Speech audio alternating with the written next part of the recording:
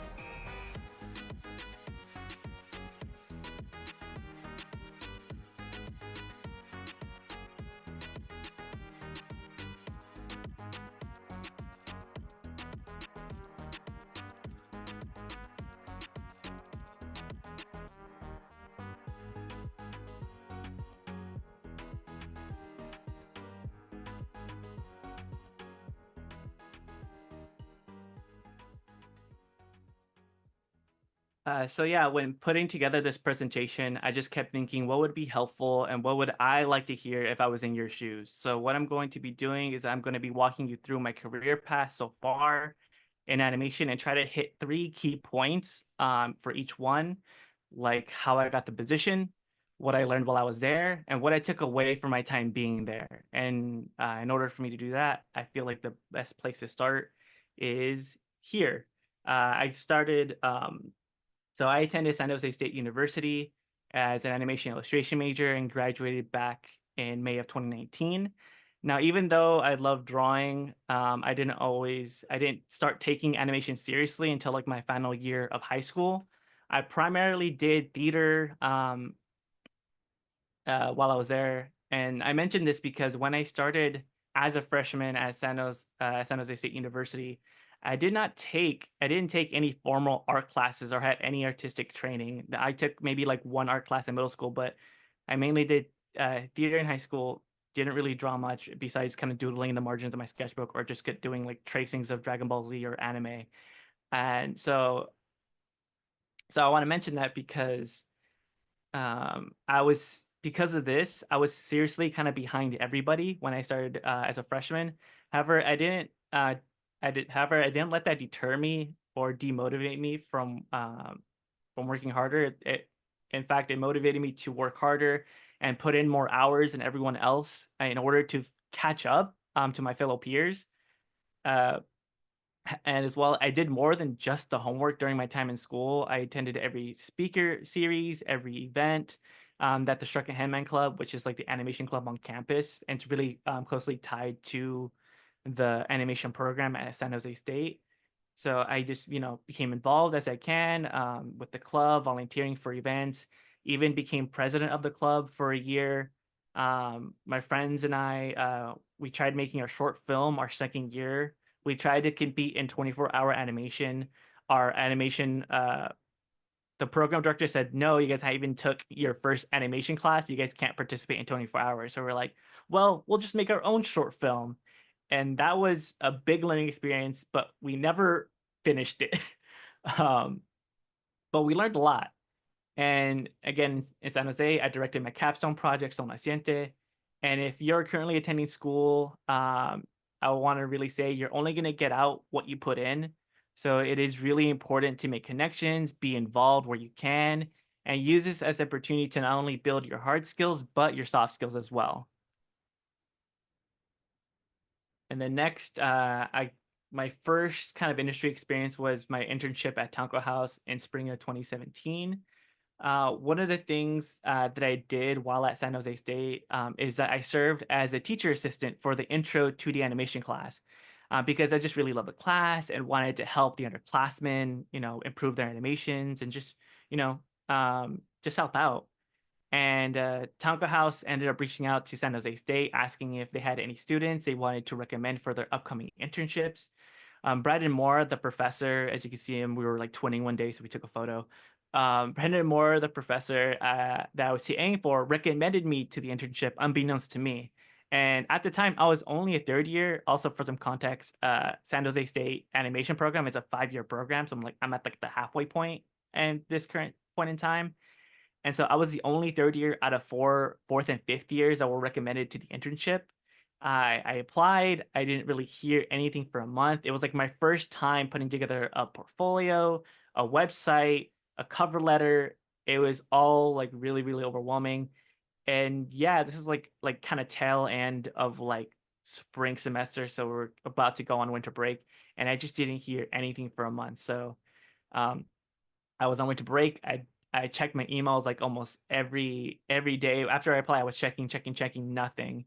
And then one day I just like look at my email and I see that I had an email from Tanco House and it was a week old asking me if I was interested in the internship. And I was like, I just started panicking. I was like, oh shit, oh no. Like, did I screw up? Did I miss my chance? Are they even still like, did I mess up? Are they still even looking for an intern? And I was like, so like I panic emailed them as fast as I could, like, yes, I'm still interested. Like hopefully it's not too late. And luckily they didn't move on to the next candidate yet. The interview went well. I was honest. I met Eric Go, who was going to be the series director for the project I was going to be working on, and Courtney Lockwood, who was like the producer for the project. And full transparency, the only thing I knew about Tanco House at this time was that they made the short film The Dam Keeper, and that was my extent and knowledge. So when they were mentioning certain names, I wasn't really aware who they were talking about, but I just kind of was like, oh, cool, like that's awesome. I would love to get to know them more. I think because of that, if I knew who Robert Kondo and Daisuke Sumi was maybe ahead of time, I probably would have fanned a lot more. But because I was a bit more calm and just more, eager to learn more, I think that helped me in a weird way. And yeah, so they were impressed with my animation reel. I took an animation test, and part of the reason why I was selected and they kind of showed interest in me was because of the short film that I did with my friends that we never finished. It was titled First Flight. It was about a fat little bee who had tiny little wings, and the bee used dandelions to fly at the end of the short film. But sadly, we never finished it. But I had a lot of those animations that I did and had them cleaned up that I put in my animation reel, and they were looking for someone to help with cleanup key frames for Pig the Dam Keeper poems. They saw some of my animations I did and how I was clean and consistent with my animations. And so something that wasn't finished was something that my friends and I put in the hours to make and kind of learn like how to not run a short film or how to do a short film and fail. Like that was just a great learning experience in itself, but that ended up getting me this internship. And so I ended up working as an animation intern at Tanco House. I learned how to actually structure a production because at this time they were only like in their third or fourth year as a studio. So it was really intimate. I got a chance to really build great relationships with the studio heads, the series director, the viz dev artist, the production team, because it was only 13 of us in a small little room in Berkeley. I guess decent sized room in Berkeley. And yeah, they gave me a great opportunity to like ask a lot of questions, get to know them. And yeah, just it's something that you wouldn't normally get when you're interning at a bigger studio, because you really only get to meet the team you're a part of. You don't get to, like, if you're interning at like Warner Brothers, you're not going to meet Sam Register, you know? So this allowed me to meet people and connect with people that I normally wouldn't. And I kind of like that as like my first internship. And what I took away is that it's okay to ask questions. I was constantly asking questions, and I was always kind of it helped me not only gain greater insight, but it gained them greater insight as well. As like, oh, maybe we didn't explain this properly, or like, oh, that was something we didn't even consider. And so I just like, yeah, I just kept asking questions, because if I didn't, how would I know what the production needs from me? And also Tonka House just provided a great space for me to feel comfortable enough to ask questions. I ended up going back again a year later to intern as a story intern. After my first internship with them, I made sure to kind of stay connected with them, and I would reach out every now and then just to even say hi. In 2017, I offered to like volunteer at their booth at like CTN. And while helping out at the booth, I expressed my interest in storyboarding to Courtney Lockwood, the producer and the head of legal and operations at Tonko House. And I said, if if they ever had a story internship, that I would love to be considered. I even followed up again like a week or two later, just gonna be like, hey, like, per what we discussed at CTN, like, as I mentioned, I would love to be considered as an intern for story, and kind of left it at that. And a couple months before the end of my spring semester, I got an email with an offer to be a story intern at Tonko. And I think part of the reason was because I, maintained a connection with them, and they liked me enough to bring me back. And so while, came back for the summer to intern with them, I did storyboards and thumbnails for Google Petmoji, which was like Google Lens's like little like VAR emojis. So I got to animate some of the animals, or do thumbnails for the animals for someone else to animate. So that was fun.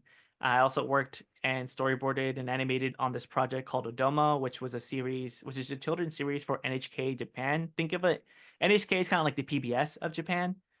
But yeah, so I did short little animation storyboards for this short little like segment in a bigger TV series, and that was great. And I was so happy that they had enough confidence in me to do something like that for like a serious project. And because Tonko House made me feel so comfortable, I asked if at the end of my internship if I could pitch a project and get feedback, kind of similar to like what they do at Cartoon Network. I think Cartoon Network, the interns there get to pitch a project at the end of their internship. So I was like, oh, that would be cool to do. And they were really open to the idea and receptive. And this is when I first pitched Sol Naciente. So I got a chance to really work with them, develop the story. Robert Kondo gave me some amazing insight, because when I was first pitching the story, it was going to be told from the dad's perspective. But he told me, like, hey, write out all your emotions on a piece of paper, what you feel about the story, what the story means to you, what do you want to say with the story. And I was like kind of like writing out that one page, like, and just kind of pouring out my feelings. I realized that the story wasn't about the dad, it was about the son and how the son felt. And so then it allowed me to like restructure the whole story to tell it from the son's perspective versus the dad's. And yeah, so that was great. During that internship experience, I made sure to deliver and produce what they wanted from me, but I also wanted to see what I can get more out of the internship for myself. And I'm glad that I did, because if I didn't, I don't think Sol Naciente would have been what it was without me pitching it and having the amazing minds of Daisesumi, Robert Kondo, Eric O looking it over and giving me amazing advice. Next up, I interned at Pixar after I graduated San Jose State. But yeah, so Pixar, getting a little ahead of myself. Pixar came and did a presentation at SJSU and did portfolio reviews. So for those of you that are going to school, I don't know if they still do this, but like usually, DreamWorks, Cartoon Network, studios come and visit schools, give talks, and oftentimes if they have the time, they do portfolio reviews. And so I was lucky enough to be selected for the Pixar one. And yeah, I got my I got my storyboards reviewed by Young Hong Chung and Derek Thompson. During my portfolio review, they asked me tons of questions, but I also kind of asked questions back in hopes of, sparking conversations, but also kind of to gain greater insight on their feedback that they were giving me on my portfolio. One of the things that I asked, one of the things that they asked that I felt left an impression was that they asked if I was stranded on a desert island, what 3 movies would I have with me? And my answers were Grease, Starship Troopers, and The Emperor's New Groove. I think they were really surprised with my answers, as I think kind of more students maybe were saying movies like that they thought they wanted to hear, or movies that were more recognized as critically acclaimed movies. And mine were just, they were my comfort movies, or movies I just loved to watch over and over again. Like I would wear out the discs of these movies, or the VHS tapes, And this led to kind of like a fun conversation, because they were like, why would you choose those films? And I just had to defend myself, and I was like, oh, Grease is fun. It's like, it's a great musical, a lot of fun singing, a lot of fun dancing. So if I'm going to be stranded on an island, I want something to kind of keep me active, keep my spirits up. Starship Troopers, it's a great political commentary. It's also really funny. It's really motivating, and just it's just also people just killing bugs. Like that's cool, that I like that. That's simple enough for me to like enjoy and sit down and like cool, like war, and then Emperor's New Groove is just like, it's funny as hell. Like I love it. It's comedic. It breaks the fourth wall. Like I laugh nonstop during that film. So why would I want to watch something that keeps me laughing the entire time? And they were just really impressed with my answers. And after my portfolio review, I think a week or 2 later, the Pixar internships went up. I applied. I think I made a good enough impression where I got an interview. And again, I just had a fun, honest conversation with BKO, who was the story internship coordinator that year. And I just like kind of learned a lot during my time at Pixar. But if I'm also being completely honest, I think that's when imposter syndrome kind of hit me the most. Each week, I just kind of became more and more concerned about what they wanted to see and not what I wanted to see, which is like kind of the whole reason why I got the internship in the first place. BKO and Derek Thompson were great. They were the internship program coordinators that year, and they were great mentors, great teachers. But during reviews, like they would like, review our stuff, give feedback, but they would always go like, oh, I love this drawing, or oh, this drawing is great. And I got 2 in my head where I was like, oh, I want to get that compliment. I want them to look at my drawing and be like, oh, I love this drawing.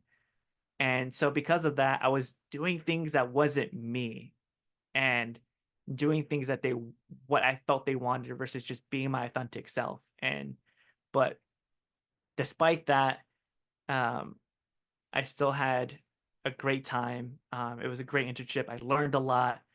It was really eye-opening experience for me. I did my best to also build relationships, not only with my fellow story interns, but with the other interns that summer as well. I ended up taking like 2 big things away as a story artist after my internship ended at Pixar. One being that when I review my storyboards, I say to myself, what new piece of information am I giving to the audience with this shot? And I do that for every single panel. And if I find myself repeating myself and then asking myself, oh, like then I have to ask myself like, oh, can I make these 3 shots into 2 shots? Or can I make these 2 shots into 1 shot? Because yeah, the whole point of storyboarding is like you're giving the audience a new piece of information with each shot. And if you're being too repetitive, then maybe you can kind of like dwindle it down or combine things and just, simplify it a little bit more. So that's something that I find really, really helpful. And it gets me a chance to sit back and really think critically of my storyboards. The other thing that I took away was that BKO held up his drawing hand and said like, and pointed at it and said like, this has a shelf life. I know that. And if I work over 100% on every assignment given to me, I will shorten the shelf life of this tool. In order to prolong its shelf life, I work at 80%, and only when work really needs it, I put in 100. At the end of the day, it's just a job. Don't kill yourself over it. And that one really stuck with me, because I've also seen interns really push themselves to, we'll just push this on entirely. Like they have obviously their own reasons. I'm not going to say anything about that, but we do unintentionally push ourselves for validation or to be seen, and sometimes you really got to worry about your own health first. And yeah, that just honestly really stuck with me. So Warner Brothers storyboard revisions 2020. So it took me about 6 months after my internship ended at Pixar before I got my first kind of full-time industry job offer at Warner Brothers. How that kind of came about was a connection that I made back at San Jose State. Taylor Hesh, he's a story artist at Lucasfilm and an SJSU alum. He did a portfolio review for me and 2 other students, preparing us for the Lucas internship.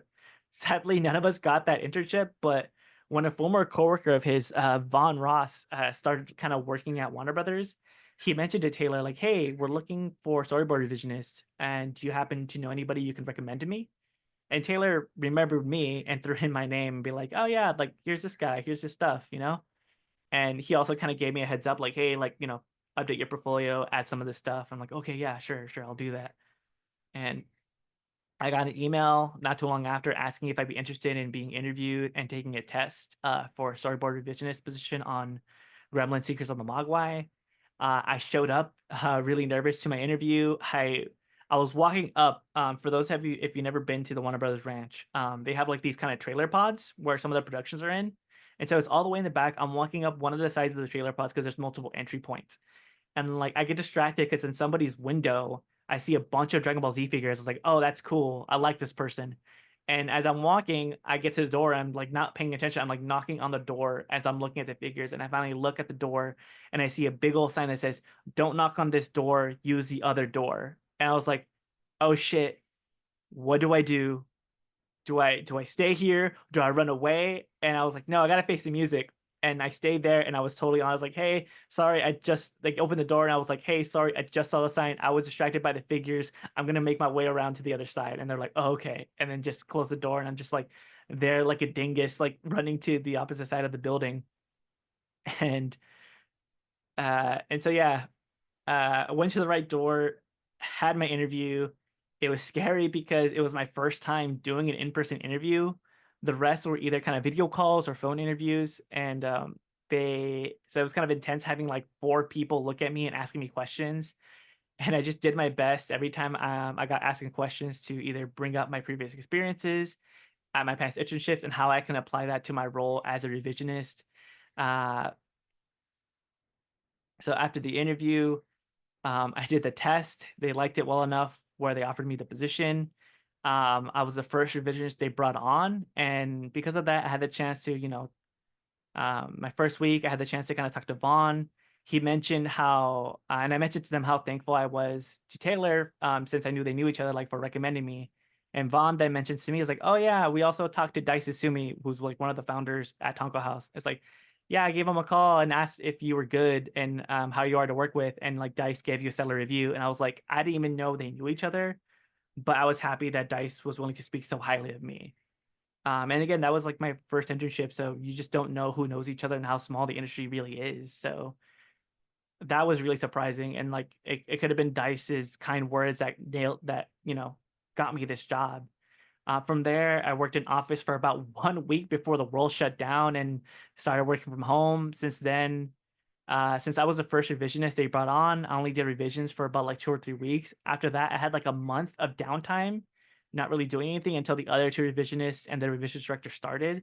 So in that downtime, I was asked like, hey, would you be interested in learning Blender, since Vaughn is trying to kind of incorporate Blender into his pipeline? And I took the opportunity to learn Blender and became the Blender guy on the revisionist team. So anytime Vaughn needed, like anytime one of Vaughn's sequences came in for revisions, I was the go-to person to handle those sequences because I was the only one that knew the program well enough to execute the notes. And because I picked it up so well and learned the program well enough, I kept getting offered OT to help Vaughn, finish his scenes. So I would help him finish his storyboarding scenes, and then I would get the scenes again back in revisions to take it to the end. And my biggest takeaway was not being afraid to kind of learn something new and not being afraid to take on new challenges. So just really quickly, also like your a role in your production when you're on a show like this as a storyboard revisionist for a 3D show. My role as a story revisionist was to do hookups, plus up acting, track proportions, track any important props, label incidentals, do action maps, tackle any possible story changes. Also, because it's 3D, you don't have to worry about adding details in your drawings because the character is a 3D model. All that really matters is that the character's proportions and acting is on point. Also, when revising someone's boards, it's really helpful if you can match the style of the board artist when you're revising, mainly because if your revisions are too different when they play in the animatic and the producers, for the producers, even though you resolve the note that they had, your drawing is going to stick out if it's like too different from like the original style or the way the board artist draws. Like you don't want it to stick out like a sore thumb and bring unnecessary attention. So the more you can match it, the more it's the better it is kind of for the production. Also, I did my best to kind of always follow up and ask questions to my revisionist director, Jasmine Goggins. One of the things my revisionist director also taught me was that I don't need to redraw everything. And when I was first boarding, as you can see from the first one, is that I redrew the whole pose. And I would do that for a lot. And eventually my director was like, hey, if the note's only to change the expression, just change the expression. If the rest of the drawing works, just change the face and you'll save yourself a bunch of time. So I picked that up, saved me a bunch of time, and just kind of found more ways to kind of be efficient as a revisionist. And yeah, don't waste time redrawing a perfectly good pose if you can just use that pose. And this bottom scene was like one of the first things that I was assigned to do. They asked me to kind of label the incidentals, so I had to look at a sheet that had different mogwai and like their number, their code, and I had to basically go in and like write, oh, this is this mogwai, this is this mogwai, and anytime they kind of ran in the scene, I had to keep track where they were. But that was fun.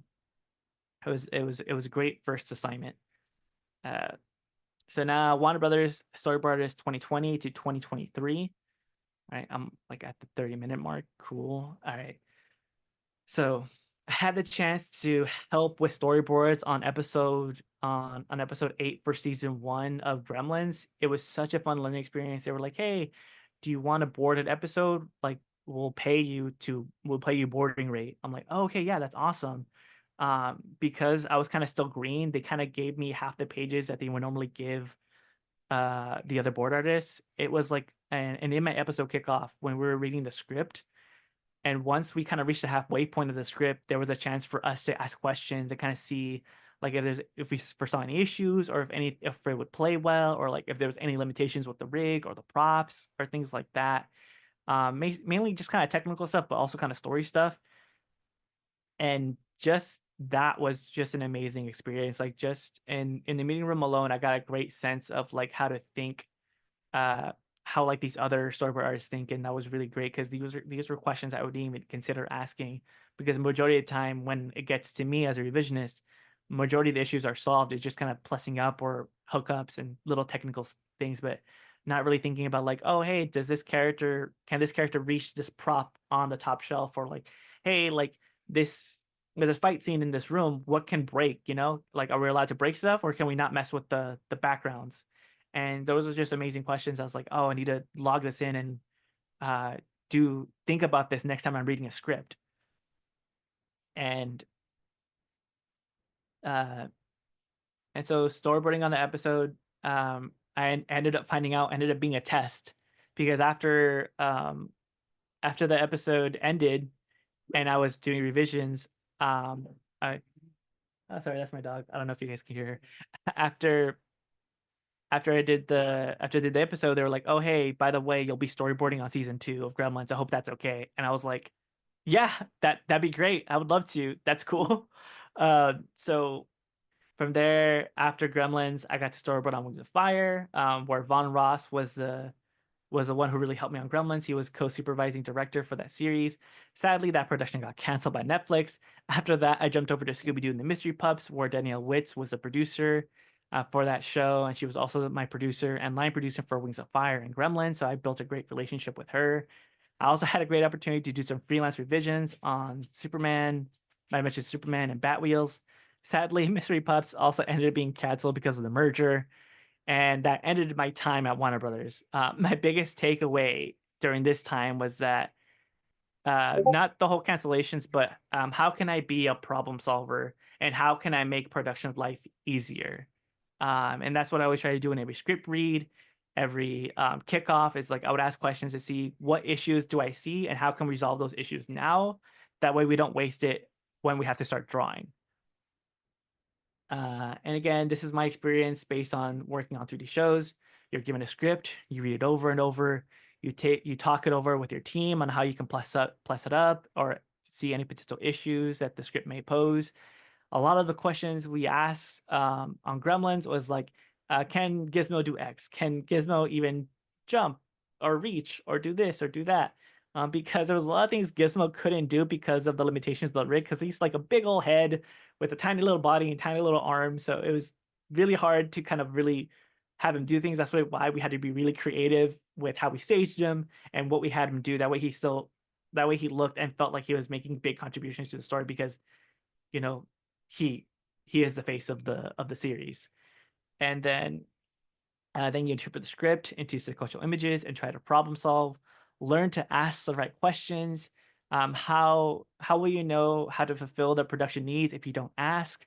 Learn what the director wants from you, because every director is different. Also, just be nice to production. Don't make their lives harder than it needs to be.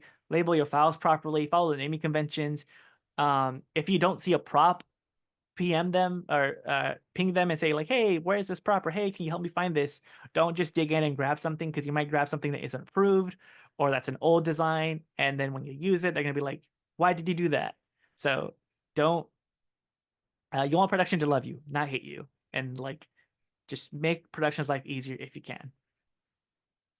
Next up is my time at Viva Calavera Creative Studio. I did some freelance boards for them while I was still at WB.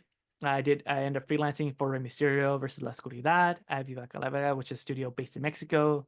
For those that know me, they know that Rey Mysterio is like my favorite luchador of all time. When I saw this show was in production, I was like, I wanted to desperately work on it. I was like, who do I need to talk to work on this show? So the way this amazing opportunity kind of came about was because of Sol Naciente.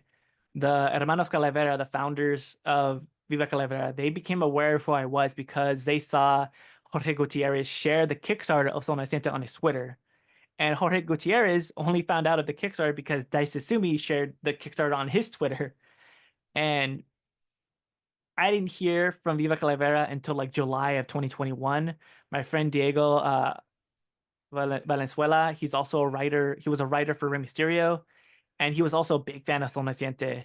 And he went up to them, personally recommended me to them because he knew they were looking for people. He was like, hey, you should hire Ray. He's going to be cool. Like, he loves lucha. He knows how to draw. Like, bring him on. And then they responded to Diego saying, we reached out to him. He never responded. And he told them to like, please reach out to him again. I promise he'll respond. Diego immediately DM'd me saying, dude, check your emails. Viva Calavera is going to reach out to you to work on Ray. Don't miss the email. And I was like looking through my emails. Also, he's messaging me during like my anniversary with my wife. I'm looking through my emails and I can't find it. I'm like looking at my spam, like trying to find keywords, and I could not find it anywhere. And eventually I find it in my promotions tab on Google. And that's when I saw the email. So I moved it to my primary tab and immediately responded.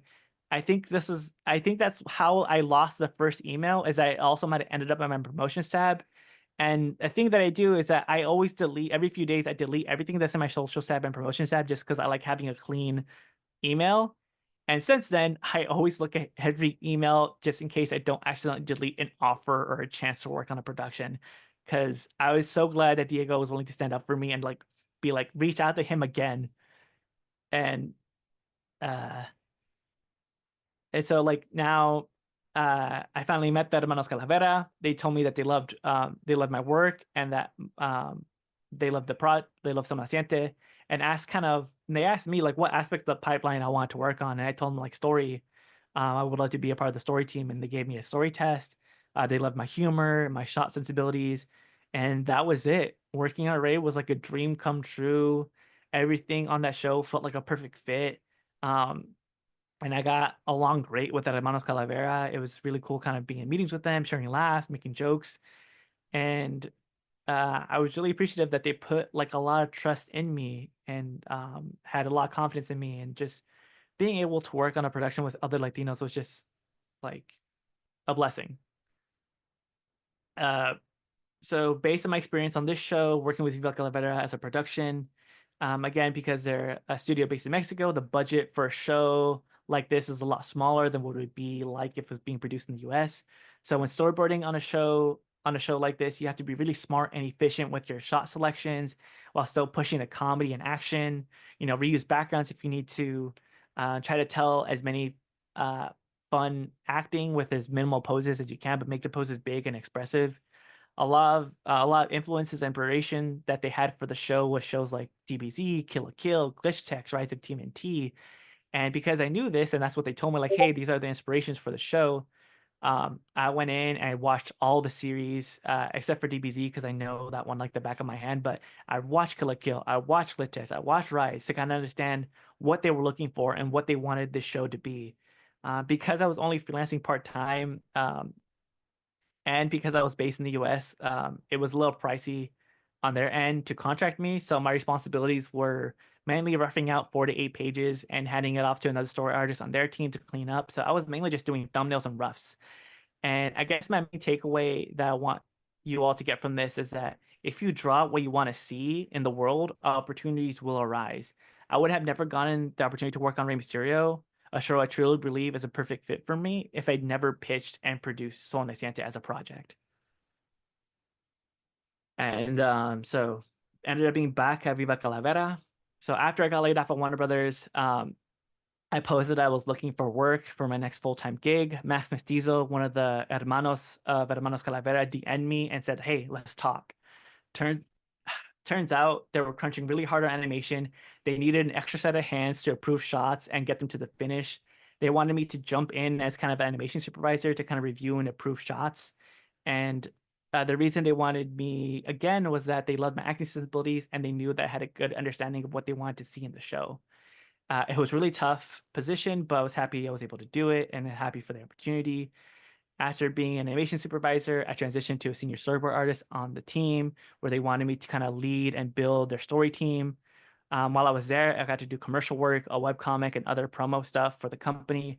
But that was kind of like to kind of keep me busy while they were trying to get season 2 greenlit, or at least a new project off the ground.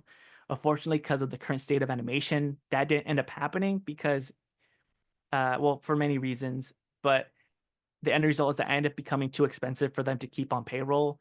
So they had to kind of let me go and they had to downsize. And like, no hard feelings, things like that happen.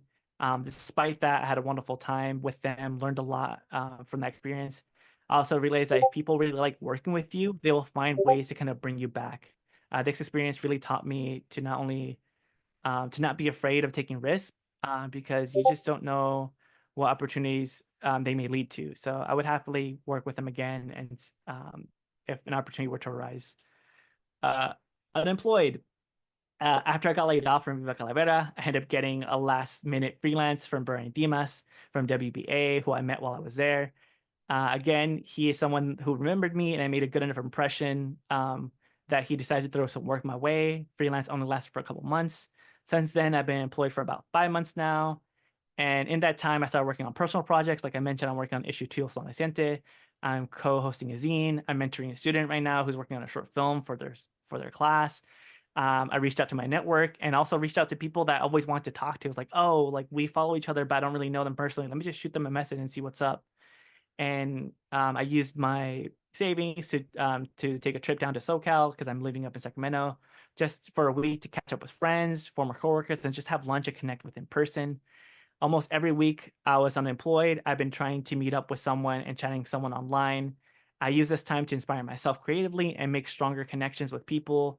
Another thing that I started doing recently is I've been wanting to kind of do forever is kind of take an action storyboarding class. And I'm taking one right now with Jeff Webmaster. So, because I just want to keep improving as an artist, and I'm just using this free time to do what I want to do. And then I'll be back at WB. So I'll be back at Warner Brothers end of this month as a revisionist. I had the opportunity. This opportunity kind of came about through one of my lunches and virtual chats that I had. The show I'm rolling onto was a show that a handful of industry friends knew that they were hiring and threw my name into the mix. They were like, "Oh, let me recommend you to the show," or "Oh, I recommended you to this." And every time that happened, it was unprompted. I was just trying to catch up with them and see what they've been up to. But again, don't be afraid to reach out to your network, but be genuine, be a good person to work with, build soft skills as much as your hard skills. And then what I would do if I was in your position, I'm wrapping up, I promise. Yeah, You're so good. finally, You're good. Take your time. thank you. So finally, to wrap this up, because I'm sure at this point you're all really tired of hearing me talk. If you are trying to break into storyboarding, here are the things I would do if I was in your position. Number one is create and post storyboards. I can't tell you how many people say they want to be a storyboard artist, but don't have a storyboard portfolio. Like if that's what you want to do, you have to put in the work. You have to create things. If you want, if you want to, if you want to be a storyboard artist, you need to create and post your storyboards. You need to show production and recruiters and directors that you can do the work. Another thing that I would recommend you do is that watch and study films that you like. Pick a scene from a movie and storyboard it. Do composition studies. This is something I stole from the action storyboarding class, the action storyboarding class that I'm taking right now. Jeff talks about these 12 armatures.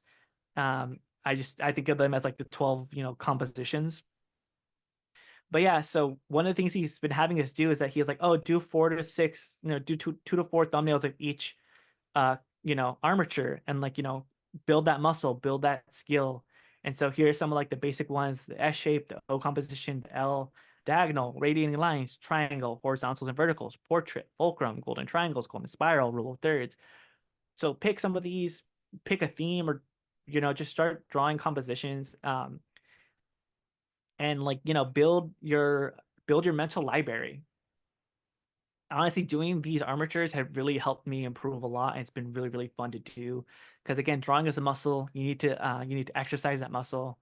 Lastly, when doing all of this, don't draw what you think people want to see or what industry professional want to see. Draw what you want to see. You'll have a lot more fun, and you'll also be showing the world your voice. Thank you so much for your time, and hopefully we have some time for some questions. Yeah, sorry, I kind of sped ran the last few slides because I was really worried on time. No, we do, in fact, have some time for questions. We've got a Cool. little over 10 minutes. And reminder, guys, that if anybody has any questions, please post them in the Q&A. I'm actually going to start off with a question of my own, if that's all right. Yeah. As somebody who is really interested in getting into Blender to assist my own storyboarding, what were some of the resources that you used to really get yourself started getting into Blender? Okay, that's a great question. I think one of the things I had the advantage with Von Ross. He was the one that was kind of teaching me one-on-one. But while aside from that, I was looking up videos from, I think his name, I'll try to drop it in the chat. Let me see if I can find it. But he has great, amazing videos and great add-ons to Blender. I think his name is like Splendid Driver or Spitfire Driver. Let me see if I can find him. But yeah, I'll try to see if I can find his work. But that was mainly the guy that I was looking at his videos because they were really informative, and he really broke down Blender, how to use the cameras, how to use grease pencil, and just let's see. I know for a fact I have it. Give me 1 second. Here it is. Okay. Ooh, found it. Okay. He changed his name. But here's his YouTube. Highly recommend you guys check this guy out. Majority of the skills I learned was through watching his videos. But yeah, it's basically understanding the grease pencil, I think boarding in Blender, if you're trying to use it to storyboard and set up your shots, it's the thing with Blender, it's a lot of prep work. You have to set up your background. You have to organize your folders in a nice way, like your cameras, your actors, your grease pencils, and making sure if you handle all that organization on the front end, when it comes to actually storyboarding and doing your scenes, it's going to save you a lot of trouble, because very easily, if you're just creating a new grease pencil, you don't have a folder to kind of lead it to, you're kind of creating like just this hodgepodge of mess that kind of become really disconnected. And when you're trying to like go back and revise a specific shot, if you don't have your photo organized, it's going to be really hard to like turn on and turn off certain things to get the shot that you were hoping for. Awesome. You We could have do us a favor and post that link in the Discord as well. We would really appreciate Yeah. it. Thank you. and we have a question here from Vita. Do you find it difficult to learn industry storyboarding software outside of graduation? I'm currently using free alternative, although I'm currently using a free alternative, although I see knowing said software is desired. Yeah, I think ultimately it's I do recommend learning Storyboard Pro because that is the industry standard. I know some people still board in using layer comps in Photoshop, but the main thing is, especially if you're starting out, is just building just knowledge and building that experience, like learning the skills and abilities to storyboard. Again, learning about the rule of thirds, 180, mid shot, long shot, learning your lenses. So if right now you can't really afford the program, just make sure that you understand the fundamentals of storyboarding. But if you're a current student right now, like, at least when I was a student, Storyboard Pro for a monthly subscription is $9. Take the opportunity to that's really cheap. I don't know if it's still $9, it could be more, but there are student subscriptions for some of these programs that you can get a really big discount that can help you learn these programs. So if you can't afford it right now, focus on the fundamentals. Nail the fundamentals and then save up to get the program and then learn the program, because the program luckily is really intuitive. So there's not a big learning curve when trying to learn Storyboard Pro. All right, we've got a question from Allie. What other skills should aspiring professional storyboard artists practice, especially since they tend to wear so many hats in the industry? Shout out the job creep. Yeah, no, damn job creep. I would say there's so many different things. I think the thing I'm trying to do right now is practicing how I compose a shot. So like the 12 armature that I was showing earlier, I'm really trying to use that to really get better with my film choices and my shot choices. Because as a board artist, there's so many things you can learn. You can get better at perspective. You can get better at figure drawing. You can get better at studying film. There's I think what I would suggest you do is that recognize what your weakness is and try to make that better. So if you really suck at perspective, study perspective. If you suck at shorthanding a character, because sometimes when you're trying to get too detailed, you get really stiff, practice doing your shorthands. So understand your shortcomings and really try to make your shortcomings your strengths. All right, here we are. So we have a question from Lucas. Hi, Ray. Thanks for the talk. My name is Lucas. I'm an Argentinian artist, and I am pivoting into story. I was wondering what your go-tos are for generating ideas for your own self-motivation. Oh, sorry, when you're self-motivated.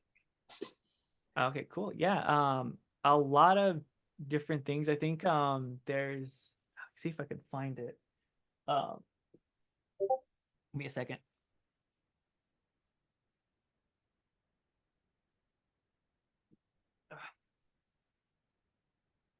So especially when I was starting out, one of the things that I used that was kind of like you can see like how worn out it is this book, Cinematic Storyboarding Workshop.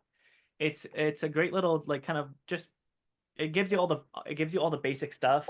Like tells you about simple shots, choices, things like that. It's kind of like a little like how-to guide on boarding. So when I was first starting out, I would kind of reference this a lot until it became second nature. Another one that I really liked was Framed Ink, and again, it just really talks about composing shots, talks to you about tangents, talks to you about value, and just really just how to tell a story in a frame.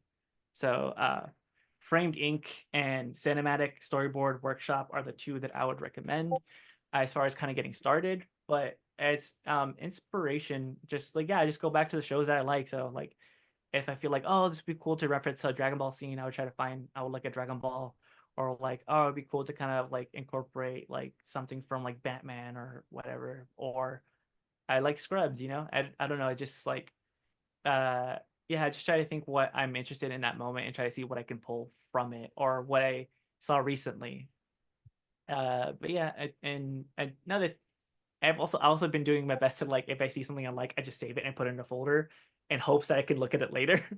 Sometimes I do, sometimes I don't, but I'm building a folder of like cool references, either for character design, composition, effects, and just kind of anytime I see something I like, just save it and hopefully I go back to it later. All right, next up, we've got a question from Gracia. Hi, Ray. Thank you for sharing your journey. Do you think having a presence on social media is important? How do you handle sharing your boards? Yes, I think so, especially in today's day and age, having a social media presence is really important. I think I'm in this weird middle where I'm still trying to build a social media presence. I don't have the most followers, but I think I got in at a time where I made enough connections at school and in the industry where people at least know who I am and are willing to kind of throw my name around. But I know if you don't have those connections, having a strong social media presence can be your way of getting your foot in the door. That's mainly how recruiters kind of find people nowadays, is that they find people on social media. That's how art directors or directors find people, is like, hey, I follow this person, can you get in contact with this person? And it's funny, I hear stories. I was talking to a recruiter friend of mine, and she was mentioning to me how, or they were mentioning to me how, like, oh yeah, I had this list of people like I had ready to recommend to them. I sent it to them, and then they come back to me, it's like, oh hey, find this person, or like, oh, I really want to hire this person, can you get them? I was like, they were on the list that I sent you, you know. So having a good social media presence can at least get you on people's radar, and that's what I mean, like, not only get on people's radar, but you need to start posting work, because if they like your stuff, they'll hire you. If you're a board artist but all you're posting is things that are not boards, and how do they know that you can storyboard, you know? And again, I'm guilty of that. I'm trying to post more boards, but I'm just posting things that I like because I'm comfortable enough where people know me well enough, but I can't always rely on that. I do have to shift gears and start posting more boards just to make sure I can reach people outside of my network as well. So social media is important, and post, like, honestly, just make stuff. All right. If anybody else has any last minute questions, please feel free to post. We've got about 3 minutes left. Oh, we have one that just came in here from, excuse me if I mess up the name here, it's Kali. Hi, Ray. Just wondering if you had a hard time balancing between your job, podcasting, and keeping in touch with friends and family. By the way, I'm a big fan of your podcast. It's always the highlight of my week. Oh, thank you. That's awesome. It's been extremely hard. I think that was one of the things I tried reflecting on the most this year, is finding a balance between everything. I think the thing that I started doing most, especially when I was working professionally, is that the second it hits 8, or not 8, the second I hit my 8 hours at work, I step away. I don't work ghost hours. I do my work, I do it well, and if they don't like it, then, like, hey, give me more time. Um, but I try to step away after the 8 hours, even if I'm really into a scene. I really need to step away because I only have so much time in a day that I want to spend it with the people that I like and care about. So I think trying, I know it's kind of intuitive saying like, oh, you got to put in the hours, but also, like, find a balance. I think find what's important to you in the moment, because again, things can change. If right now being wanting to kind of build up your skills is important to you, let that be your focus, and then once you feel like you've gone into a comfortable place, you can start letting other things take up more time out of your day. I think when I first started college, I love my wife. My wife is amazing. She stuck with me through this long distance while I was at 5 years in college. And I was straight up with her. I was like, hey, college needs to be my focus. So, like, she would only, on certain days, she would only get like a good morning and a good night text from me. And that's because I was really focusing on my career. And now that now that I've had the kind of the career trajectory that I have, I'm just finding more time to spend with my wife and making sure I'm putting in more hours to spend time with my wife, because that's important to me right now. Did that help? Did that answer? Hope it did. Great. It's perfect. All right, we are about at time, guys. First of all, Ray, thank you so much for giving us your time to do this for us today. And thank you everybody who attended our little panel today. We would not be here without you, both as a panel and as Viva La Animación as a whole. So on behalf of the leadership team, Bruno and I thank you so, so much. And Viva La Animación! Yes, thank you so much, guys. You Woo! make this community. Thank you. Thank you for everybody who attended. I feel really special.